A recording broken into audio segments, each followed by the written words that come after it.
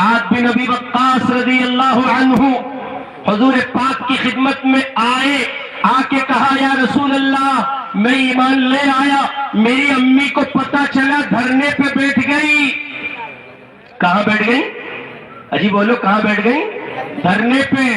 حضرت سعد بن ابی وقاص نے کہا یا رسول اللہ امی پروٹیسٹ کر رہی ہیں، آج کی زبان دھرنا کر رہی ہیں، پردرشن کر رہی ہیں، احتجاج کر رہی ہیں۔ حضور پاک علیہ السلام نے فرمایا کیا کہتی ہیں؟ کہ وہ کہتی ہے سعد یا واپس کفر میں لوٹا ورنہ کھانا نہیں کھاؤں گی۔ کروڑوں سلام ہو آمنہ کے لال پر، عبداللہ کے در یتیم پر، اللہ کے آخری پیغمبر محمد الرسول اللہ پر۔ حضور نے فرمایا سعد جاؤ جاؤ واپس جاؤ، وہ تمہاری ماں ہے، پیار سے محبت سے پہلا کر کھانا کھلاؤ، ہاں مگر اس کے کہنے سے واپس کفر میں نہ چلے جانا، توحید سے سمجھوتا نہ کرنا۔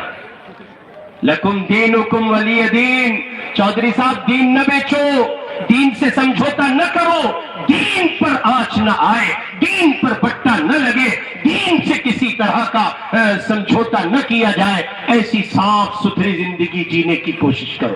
صاف کہہ دو اپنے برادران وطن سے، صاف کہو اپنے ہندو اور سکھ اور عیسائی دوست سے، دیکھ بھائی تیری ماری دوستی پکی پکی، باقی یاڑی خرچہ اپنا اپنا، خرچہ ارے بولو خرچہ، یہ خرچے سے مراد یعنی دین کا مسئلہ جب آئے گا تو تیرے مذہب پر ہے اور میں میرے مذہب پر قائم ہوں۔ جیسے تیرا مذہب تجھے میری مذہبی دہلیز پر آنے کی اجازت نہیں دیتا ہے، ویسے میرا مذہبی مسئلہ، میری مذہبی حص مجھے تیری مذہبی دہلیز پر آنے کی اجازت نہیں دیتی ہے۔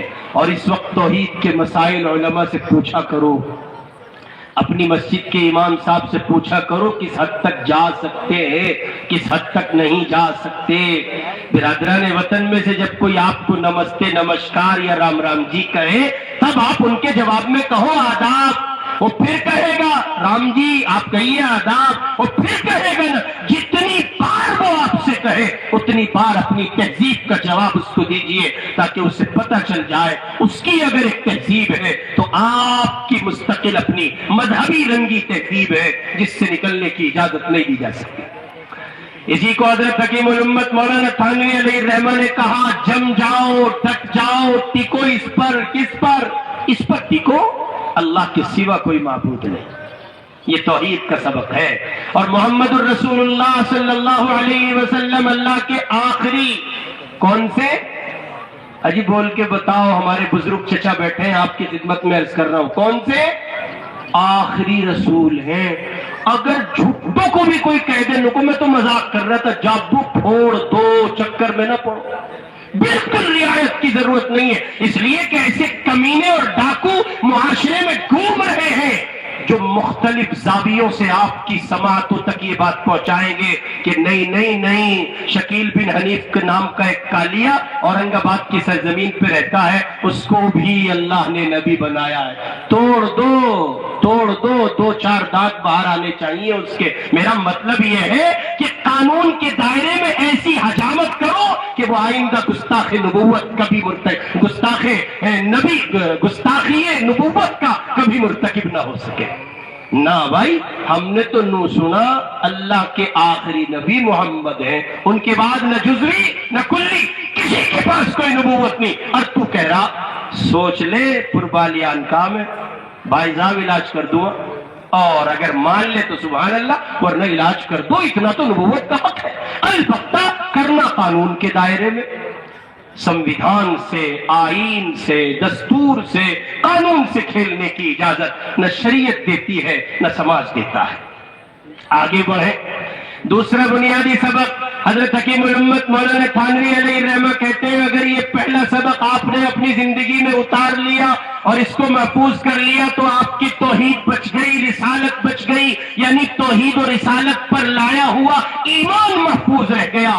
اب اس کا مطلب یہ ہے کہ عمارت کا جو مین پلر تھا وہ آپ کا کھڑا ہو گیا اور آپ کی عمارت بننی شروع ہو گئی۔ اب آپ کو دوسرے پلر پر کام کرنا ہے، اس پلر کا نام ہے عبادت۔ نماز پڑھو، اور دن ہو گئی اٹھیلیاں، مستیاں مد مستیاں اور دن ہو گئی شرارتیں، اب تو لوٹ آئیے، چکر میں نہ پڑیے، کب تک سمجھوتے کریں گے؟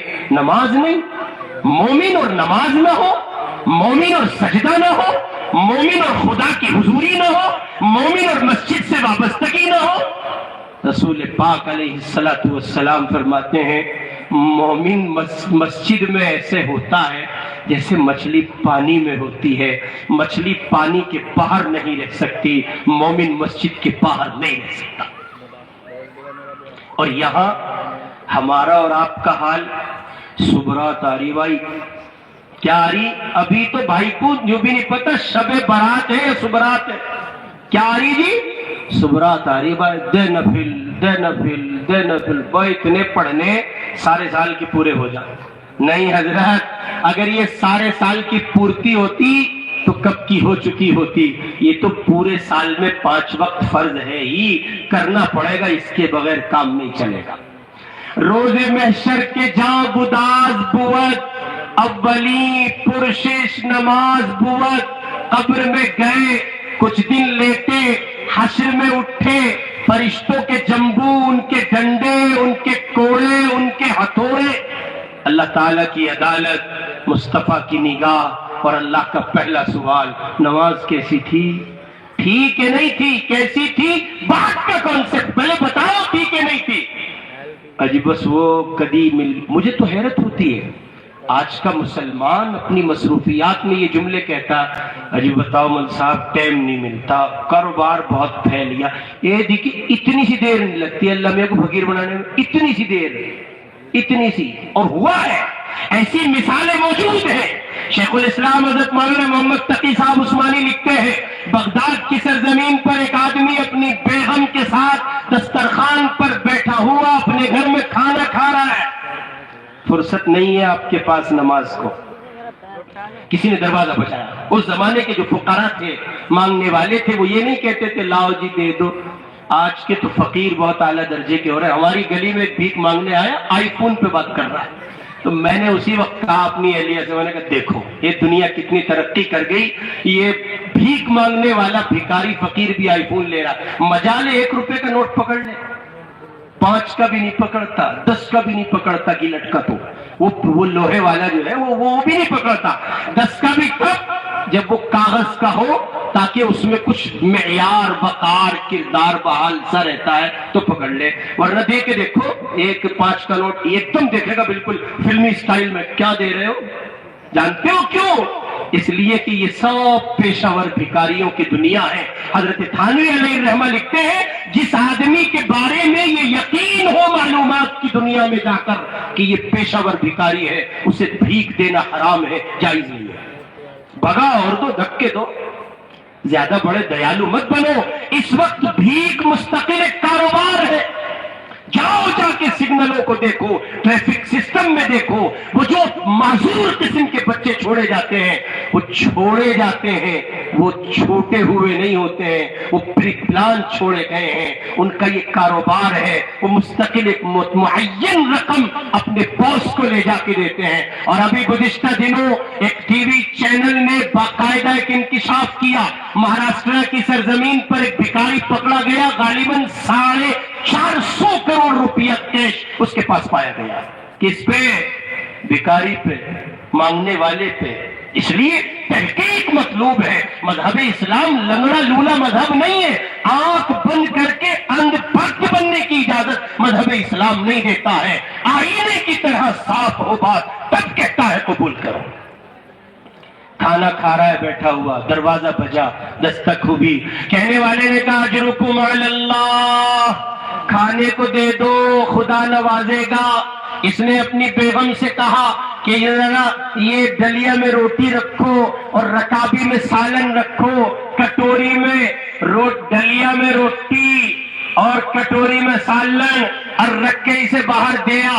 اب وہ دروازے پہ پہنچی، اس نے جیسے ہی دروازہ کھول کے جھروکے میں جھانک کے دیکھا، وہ ہلکا سا دروازے میں چھید تھا، اس نے جو منہ جھانک کے دیکھا، زور سے چیخ ماری، ڈلیا یوں ڈالی پھینکی، دوڑی چلی آئی اور آ کے کہنے لگی اپنے شوہر سے لپٹ کر خوب روئی، بلبلاتی رہی، چیختی رہی۔ وہ کہنے لگا بتا تو صحیح ہوا کیا ہے، مسئلہ کیا ہے، یہ ہوا کیا ایک دم تجھے؟ کہنے لگی دروازے پہ جو سائل کھڑا بھیک مانگتا ہے وہ میرا پہلا شوہر ہے۔ کون ہے وہ؟ میرا؟ جی بول کے بتاؤ، اتنی سنجیدگی بھی نہیں چاہیے۔ کون ہے میرا؟ وہ پہلا شوہر ہے۔ وہ کہنے لگا اچھا نوبی بات، ہاں ایسے ہی ہے، میرا پہلا شوہر ہے، میں پہلے اسی کے نکاح میں تھی۔ اچھا کیا ہوا تھا؟ اسے ساری پتہ ہے۔ کیا کہتا ہے؟ ہوا کیا تھا؟ کہنے لگی جیسے آپ کے ساتھ کھانا کھا رہی ہوں، یہ بالخصوص ان کو سنا رہا ہوں جو یہ کہتے ہیں اجمل صاحب بہت مصروفیت ہے، جی ٹائم نہیں ملتا، نماز کو ٹائم نہیں ہے حضرت، خدا کو بھکاری بنانے میں دیر نہیں لگتی۔ اس نے کہا ہوا یہ تھا جیسے آپ کے ساتھ کھانا کھا رہی ہوں، اس کے ساتھ کھانا کھا رہی تھی، ایسے ہی جیسے آج دروازے پہ دستک ہوئی اس دن دروازے پہ دستک ہوئی تھی، جیسے آپ نے کہا جاؤ اس کو کھانا دے آؤ، بس اتنا فرق تھا جب کسی سائل نے پکارا تو اس نے اس سے کہا دفع ہو جا، تیرے پاس کا مال نہیں ہے، چلے آتے ہیں بھیک مانگنے۔ اور پھر نتیجہ نکلا، دن ایسے بدلے کہ اس کا کاروبار ٹوٹتا گیا، یہ کمزور ہوا فائنینشلی اور ڈپریسڈ ہوا، ڈپریشن کا شکار ہوا، مالی مسئلے سے گزرنے لگا، بالآخر تنگ آ کے اس نے مجھے طلاق دے دی، اور پھر عدت گزارنے کے بعد میں آپ کے نکاح میں آ گئی، اور اب میں دیکھتی ہوں کہ یہ ہماری چوکھٹ پہ کھڑا بھیک مانگتا ہے۔ اس خاتون سے اس نے آگے سے جواب میں کہا تو نے اس فقیر کو بھی نظر بھر کے دیکھا تھا جو چوکھٹ پہ آیا تھا؟ کہا نہیں اسے نہیں دیکھا تھا۔ کہا پھر سن، وہ جو تیری چوکھٹ پہ سائل بن کے آیا تھا، فقیر بن کے آیا تھا، وہ تیرا وہ بندہ جو تیری چوکھٹ پہ تھا آج تیرا شوہر ثانی ہے۔ اللہ نے سمت بدلی، ماحول بدلا، اور بس ذرا سی الجھنے اور ٹینشنوں کے ماحول سے گزارا، زر بھی گیا، زور بھی گیا، جورو بھی گئی، کچھ ہاتھ نہ آیا، نہ خدا ہی ملا، نہ وصال صنم، نہ ادھر کے رہے نہ ادھر کے رہے۔ یہ بڑا بول ہے، یہ خدائی بول ہے، یہ اللہ کی زبان ہے، بندوں کی زبان نہیں ہو سکتی۔ بندوں کو سجدہ سجتا ہے، عاجزی سجتی ہے، تواضع سجتی ہے، مسکنت سجتی ہے، عبدیت سجتی ہے۔ بندوں کو جھکنا سجتا ہے، بندوں کو اکڑنا نہیں سجتا۔ اس لیے میرے بھائی نماز قائم کیجئے، اور نماز کے سوا عبادات کی قبیل سے جو کچھ ہو سکتا ہے اپنے علماء سے، ائمہ سے، مشائخ سے، صلحاء سے، بزرگان دین سے اس کو حاصل کیجئے، اور عبادات کی دنیا کو پختہ کیجئے۔ عبادت کے نام پہ شرک نہ ہو، بدعت نہ ہو، عبادت ہو، خالص ہو، اللہ کے لیے ہو، اللہ کے سوا کسی کے لیے نہ ہو۔ جب آپ اپنے آپ کو پائیں کہ آپ عبادت کی دنیا میں پختہ ہے تو سمجھ لیجئے آپ کی اسلامی بلڈنگ کا دوسرا پلر تیار ہو گیا۔ آگے بڑھیے، تیسرا چیپٹر ہے اخلاق۔ منہ کا بول، زبان کا بول، نگاہوں کا دیکھنا، سامنے والے سے ملتے ہوئے رد عمل، ریئیکشن، رویہ، یہ سب کچھ طے کرے گا آپ کس پیمانے کے انسان ہیں۔ آپ کے گھر کے افراد بتائیں گے آپ کس پیمانے کے انسان ہیں۔ امام الانبیاء کا فرمان ہے، حضور پاک علیہ الصلوۃ والسلام کہتے ہیں کامل مومن وہ ہے جس کے اخلاق اچھے ہوں، اور پھر فرمایا کامل مومن وہ ہے جو گھر والوں کے ساتھ اچھا ہو۔ ایک روایت میں ہے جو گھر والی کے ساتھ اچھا ہو، جسے آپ جوتوں کی نوک پہ رکھتے ہیں، بیلٹوں سے کوٹتے ہیں، تھپڑوں سے مارتے ہیں۔ آپ کی شریک سفر، آپ کی بیوی، آپ کی زوجہ، آپ کی بیگم، اس کی گواہی آپ کے لیے ضمانت ہے۔ وہ اگر کہے گی یہ بااخلاق ہے تو زمانے کو تسلیم کرنا پڑے گا۔ رب نے پیمانہ یہی بنایا ہے، محمد الرسول اللہ کی شریعت یہی کہتی ہے۔ اس لیے اپنی زبان کے بول کو میٹھا کیجئے، اخلاق کو مزین کیجئے، بڑوں کا اکرام لازم پکڑیے، چھوٹوں پر شفقت، محبت، پیار، ان کے ساتھ محبت و تواضع کا معاملہ، ان کو لے کر چلنے اور نبھانے کا معاملہ، اس کو اپنے لیے لازم پکڑیے، ضروری سمجھیے، بڑوں کو تعظیم دیجیے۔ بڑا بڑا ہے کیسا بھی ہو، اللہ بڑوں کی رعایت کرتا ہے، اللہ بڑوں کو پہلے رکھتا ہے، بڑوں کے بڑک پن کا خیال کرتا ہے۔ قرآن دیکھے پہلا پارہ سیکنڈ لاسٹ صفحہ، اللہ کہتے ہیں وَإِذْ يَرْفَعُ إِبْرَاهِيمُ الْقَوَاعِدَ مِنَ الْبَيْتِ وَإِسْمَاعِيلُ، رب کے گھر کی بنیادیں ابراہیم نے بھی اٹھائی ہیں، اسماعیل نے بھی اٹھائی ہیں۔ ابراہیم بوڑھے بزرگ ہیں، بڑی عمر کے شخص ہیں، اور اسماعیل جوان ہے، جوان العمر، ان کے پاس طاقت ہے، فولادی قوت کے مالک ہیں، ان کو نبوت بھی ملی ہے، وہ نبی زادے ہیں، ان کے پاس جوانی کا جوش ہے، سب جوانی کا بلبلہ ہے، جوانی کی پختگی ہے، جسم کا استحکام ہے، جسم کی قوت ہے، فولادی طاقت کے مالک ہیں۔ جب دونوں کے تذکرے کو ایک ساتھ کرنا ہے تب اللہ نے اس کا خیال کیا اور فرمایا ہمارے گھر کی بنیادیں اٹھا رہے تھے ابراہیم اور ان کے ساتھ اسماعیل۔ رب نے پہلے ابراہیم کا تذکرہ کیا اور پھر اسماعیل کا تذکرہ کیا، اور قرآن نے گویا ایک سبق دیا، ایک تعلیم دی کہ اپنے بڑوں کو مقدم رکھو، آگے رکھو۔ بڑے بہرحال بڑے ہوتے ہیں، بڑوں کے ہونے سے بڑا چاندنا ہوتا ہے، بڑے نہ ہو تو اندھیرا ہی اندھیرا ہوتا ہے۔ اس لیے میرے بھائی زبان کے بول کو میٹھا رکھیے، لبوں پر مسکراہٹ سجائیے، ہر ایک کے ساتھ خندہ پیشانی سے ملیے۔ قرآن کہتا ہے وَلَا تُصَعِّرْ خَدَّكَ لِلنَّاسِ، پھولے ہوئے منہ کے ساتھ نہ ملے، سوجے ہوئے منہ کے ساتھ نہ ملے، عجیب سے چہرے اور تھوپڑے کے ساتھ کسی سے ملاقات نہ کریں۔ جب کوئی مومن آپ سے مل رہا ہے، جب کوئی مومن آپ سے ملاقات کر رہا ہے، تب آپ کو چاہیے کہ لبوں پہ مسکراہٹ ہو، خندہ پیشانی ہو، آپ کے لبوں کے دریچے کھلے، دانتوں کے درمیان سے مسکراہٹ پھوٹے، وہ سامنے والا بندہ یہ سمجھے آپ اس سے ملنے کے لیے بےتاب ہے۔ اس طرح ملاقات کیجئے۔ عام طور پر جو لوگ دیندار سمجھے جاتے ہیں معاشرے میں، ان کا انداز ایسا نہیں ہوتا، ان کا حال یہ ہوتا ہے ان سے کوئی کہے السلام علیکم ورحمۃ اللہ تو وہ جواب میں وعلیکم السلام ورحمۃ اللہ وبرکاتہ۔ آدمی پہلے مرحلے میں بیزار ہو کے بھاگنا چاہتا، میں کس کے پاس آ گیا، کس سے ملنے لگا میں۔ بعض لوگوں کو دینداری کا ہیضہ، بیماری سوار ہو جاتی ہے۔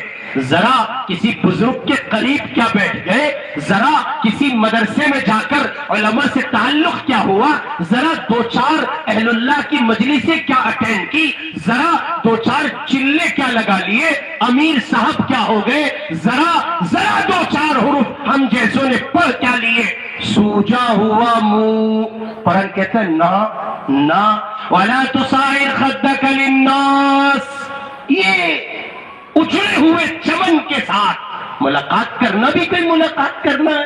مومن ایسا نہیں ہوتا، مومن کبھی ایسا نہیں ہوتا۔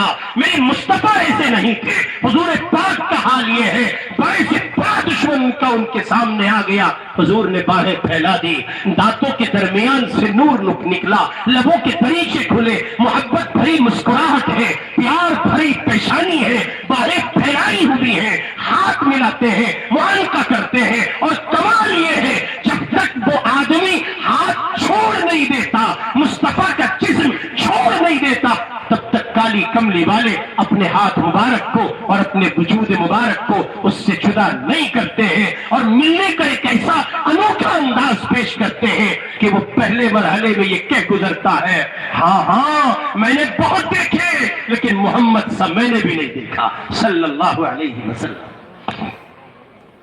چنانچہ ایک مومن کو ایسا نہیں ہونا چاہیے، اور یہ بہت بیسیکلی چیزیں ہیں، یعنی کوئی آپ سے ملے تو کم از کم مسکراہٹ تو بنتی ہے۔ رمضان آ رہا ہے، جنہیں سحری نہیں ملے گی ارے ماں دیکھ مجھے نہ چھیڑی، آج میں نے سحری نہیں کھا رکھی بتا رہا، تو مارے پہ ٹیک کام آئی تین نے سحری نہیں کھائی، تو نہیں اٹھا تھا، گھر کے کام کر، کھڑا ہو، بازار جا، جنگل جا، جانا تو پڑے گا، نہیں دیکھ امی بتا رہا میں مجھے نہ کچھ کہیے۔ ارے کون سا دین پیش کر رہے ہو؟ یہ دین ہے اس کو دین کہو گے، اس کو اخلاق کہو گے؟ نہیں، کبھی نہیں۔ ماؤں کو جواب دینا، بہنوں کا خیال نہ کرنا، باپ کی تعظیم نہ کرنا، یہ کب سے دین ہونے لگا؟ میاں سنو، آپ دینداری کے لباس میں بے دین بنے پھرتے ہو اور آپ کو مجھے احساس تک نہیں ہوتا۔ اللہ میری آپ کی سب کی حفاظت فرما دے۔ اس لیے بھائی اخلاق اچھے کرو۔ اسلام کا تیسرا بنیادی پلر اخلاق اچھے کرو۔ اخلاقیات، جس سے ملو ایسا ملو کہ وہ گزارشات کرے، منتیں کرے اور امیدیں لگائے، پھر یہ بندہ کب ملے گا؟ اس سے ملنے کے بعد میری طبیعت میں تازگی پیدا ہو جاتی ہے۔ بعضے لوگ دیندار ہو جاتے ہیں، وہ اپنے گھر میں بڑی عجیب کنڈیشن میں رہتے ہیں، بالکل ایک دم پھولے ہوئے منہ کے ساتھ۔ گھر والی سوچ رہی ہے میرے شوہر آئیں گے، میرا جو ہے کیا کہتے ہیں، میرا شوہر تو بالکل یعنی مہذب سا لفظ ہو گیا، اور کہہ دو آج کل معاشرے میں مارکیٹ میں ایک لفظ چل رہا ہے بڑے بزرگوں سے معذرت کے ساتھ نوجوانوں کی خدمت میں، تفنن تباہ کے لیے، میرا بابو آئے گا ہے جی۔ آج کل تو بابو بہت چل رہا ہے مارکیٹ میں۔ تو بیوی انتظار میں ہے کہ شوہر نامدار آئیں گے۔ گھر میں ایک آدمی آیا تو ہے، داخل تو ہوا ہے، بیوی اس کی منتظر بھی تھی صبح سے، شام کو شوہر آئے گا، لیکن پتہ نہیں کیسے آیا، سوجا ہوا ہے۔ باہر کسی نے پھوڑ کے بھیجا، مروڑ کے بھیجا، توڑ کے بھیجا، ڈینٹنگ پینٹنگ ہوئی ہے، ہوا کیا ہے؟ سوجا ہوا چہرہ ہے۔ مجھے آفس کی ٹینشن ہے۔ تو گھر میں کیوں لایا؟ میرے پیسے نہیں ملے تو اس کا کیا قصور ہے؟ یہ تیرے نکاح میں ہے، اس کی کیا خطا ہے؟ اسے نہیں پتا تیری مارکیٹ نہیں ہو سکی، اسے نہیں پتا تیری بکری نہیں ہو سکی، اسے نہیں پتا تیری باہر کسی طرح کی خلش ہے، اسے نہیں پتا تیرا کام نہیں ہوا، سیلری نہیں ملی، پیسہ نہیں ملا، پرچی نہیں بھنی۔ یہ منتظر ہے ایک شوہر کی، لہذا گھر میں ایک شوہر آنا چاہیے، کوئی صاحب نہیں آنے چاہیے، کوئی حضرت نہیں آنے چاہیے۔ آتے ہیں صاحب بڑے، ہمارے ابا بڑے جلالی ہیں جی حضرت۔ ابے ابا یہ کچھ اور ہے، بڑے جلالی ہیں جی، ان کے سامنے تو گھر میں پرندہ بھی پر نہیں مارتا۔ راوڑ ہے کیا؟ راکشس ہے؟ باپ نہیں ہے، کوئی اور ہے؟ محمد ایسے نہیں تھے صلی اللہ علیہ وسلم، حضور ایسے نہیں تھے۔ ارے تم اپنی اولاد کے لیے رحمت نہیں بن سکتے، تمہارے بچے اگر تمہارے سامنے بول نہیں پاتے، اپنے من کی رکھ نہیں پاتے، اپنی بات نہیں کہہ سکتے، تو پھر تمہیں پڑھنا ہوگا محمد الرسول اللہ کو۔ ہو سکتے ہو تم جو کچھ ہو سکتے ہو، تم ایک اچھے باپ نہیں۔ ایسا باپ کسے باپ کہیں گے؟ میاں باپ وہ ہیں، محمد الرسول اللہ بھی باپ ہیں۔ حضرات حسنین کریمین آتے ہیں، حضور خطبہ دے رہے اور حسنین کریمین آئے، مسجد میں داخل ہوئے، صفوں کو چیرتے ہوئے آگے بڑھے، منبر پہ مصطفیٰ ہے صلی اللہ علیہ وسلم۔ بعد از خدا بزرگ تو یہ قصہ مختصر، بڑے سے بڑا شیخ، بڑے سے بڑا حضرت اور بڑے سے بڑا آدمی حضور پاک جیسا نہیں ہو سکتا۔ وہ ساری دنیا کے متقی ان کے قدموں کی خاک پر نثار، حضور پاک علیہ الصلوۃ والسلام ایسے نہیں ہیں۔ حضرت الاستاذ حضرت مفتی صاحب تشریف لا چکے ہیں، میں بس چند ایک منٹ میں اپنی بات سمیٹتا ہوں۔ تو ظاہر ہے کہ گھر میں آپ داخل ہوئے ہیں، بچے آپ کے منتظر ہیں، ان کو خیال ہے، ان کو یہ فکر ہے، وہ صبح سے منتظر ہے ابا آئیں گے، ابا آئے کسی اور انداز میں ہے۔ ایسا آنا ایک باپ کا آنا نہیں ہو سکتا۔ اپنی اخلاقیات کی دنیا کو درست کیجئے۔